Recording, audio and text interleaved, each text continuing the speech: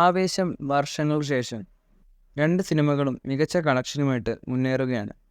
വർഷങ്ങൾക്ക് ശേഷം എന്ന സിനിമയുടെ വേൾഡ് വൈഡ് ബോക്സ് ഓഫീസ് കളക്ഷനായിട്ട് പറയുന്നത് 70 കോടി രൂപയാണ്. വിനീത് ശ്രീനിവാസൻ്റെ സംവിധാനത്തിൽ പുറത്തു വന്ന സിനിമകളിൽ ഹയ്യസ്റ്റ് ഗ്രോസ് കളക്ഷൻ നേടുന്ന സിനിമയാണ് വർഷങ്ങൾക്ക് ശേഷം.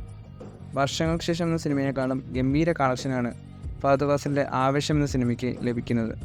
ഓരോ ദിവസം 2 കോടിക്കും 3 കോടിക്കും ഇടയിലുള്ള സംഖ്യയൊക്കെയാണ് സിനിമ കളക്ഷനായിട്ട് കേരളത്തിൽ നിന്ന് നേടുന്നത്. ഇപ്പോൾ സിനിമയുടെ ടോട്ടൽ വേൾഡ് വൈഡ് കളക്ഷൻ 100 കോടിയിലേക്ക് എത്തിയിരിക്കുകയാണ്.